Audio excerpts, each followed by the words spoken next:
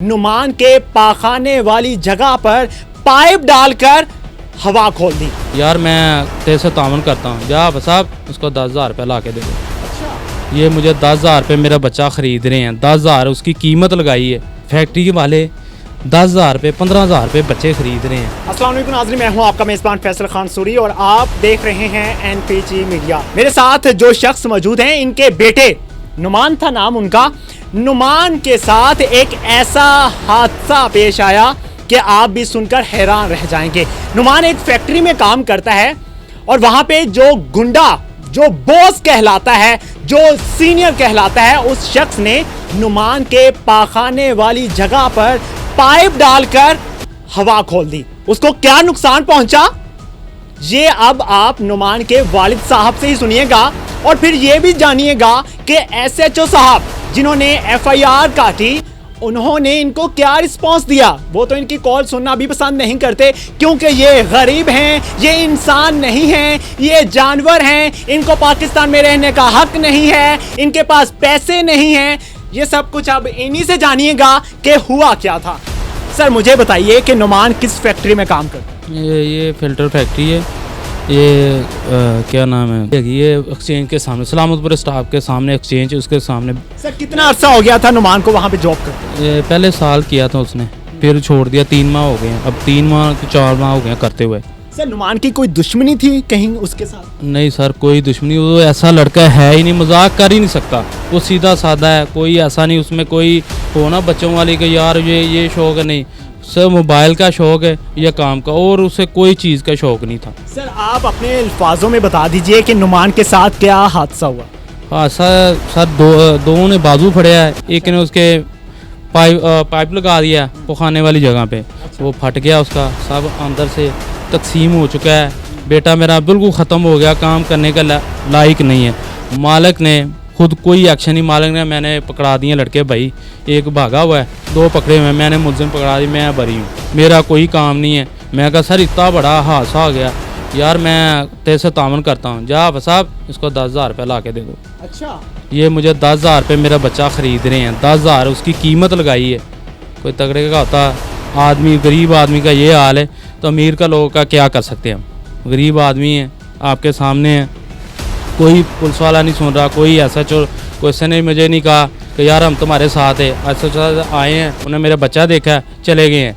उसके बाद मुझे कोई राब्ता नहीं हुआ। तफ्तीशी उसने भी मेरे साथ कोई राब्ता नहीं। मैं मेडिकल तैयार हो चुका है, उसका मेडिकल बना हुआ है, हमें पूछ के हमें मेडिकल नहीं मिला। मैंने कहा मेडिकल बुलाओ पुलिस वाले। सर पुलिस वाले नहीं आ रहे, मैं गरीब आदमी हूँ, मैं कहाँ जाऊँ।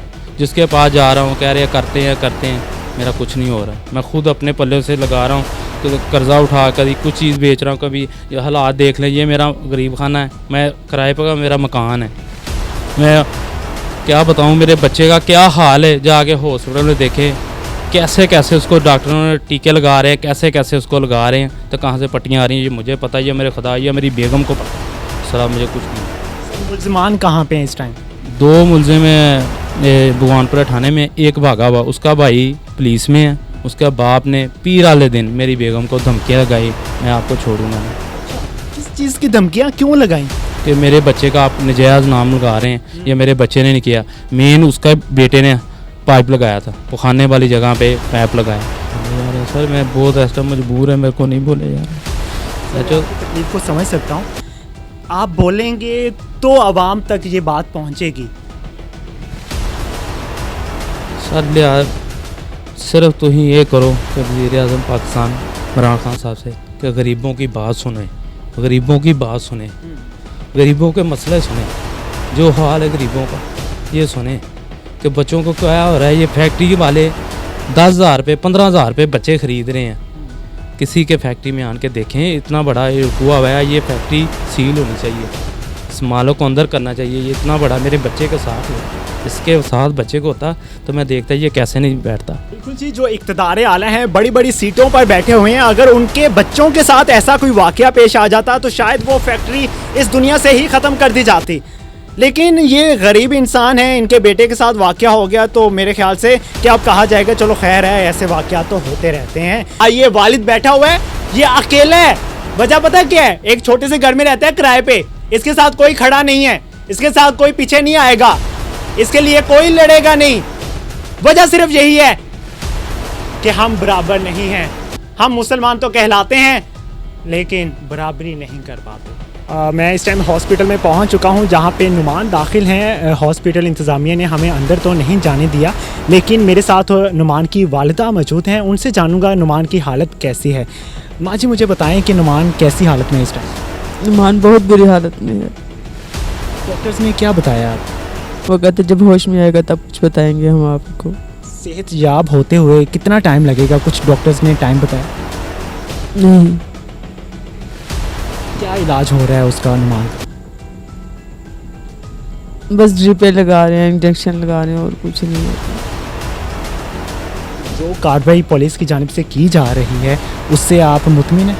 नहीं, बिल्कुल नहीं। जिस तरह उन्होंने मेरे बच्चे के साथ ज्यादती की है, मैं तो कहती हूँ खुदावन करीम उनके साथ भी ऐसा ही हो।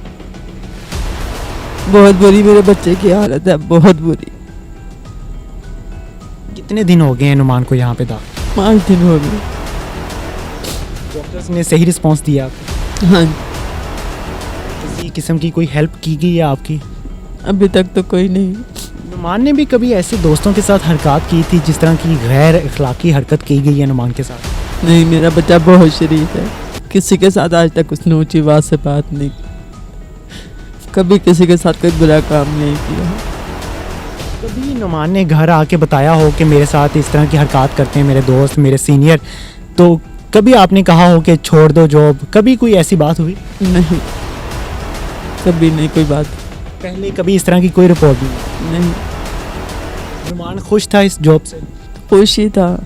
आप क्या करती हैं? मैं लोगों के घर का काम करती हूँ। नुमान भी हॉस्पिटल में है और आप भी अब हॉस्पिटल में उसके पास होती हैं, तो किस तरह से घर का खर्चा और ये हॉस्पिटल के अखराजात पूरे कर रहे हैं? मुझे नहीं पता।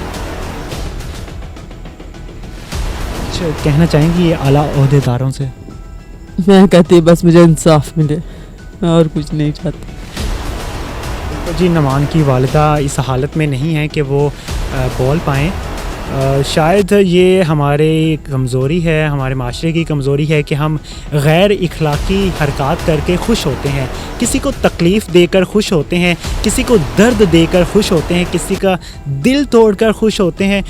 अब इस माँ पे जो गुज़र रही है शायद यही जानती है, ना मैं जान सकता हूँ ना आप जान सकते हैं। हो सकता है आप लोग भी कहें कि भाई दो तरफ़ा आप लोगों ने इंटरव्यू करने थे, दोनों के बयानात लेने थे कि मुलजिम ने क्यों ऐसी हरकत की थी, क्या नुमान ने कुछ ऐसा किया था।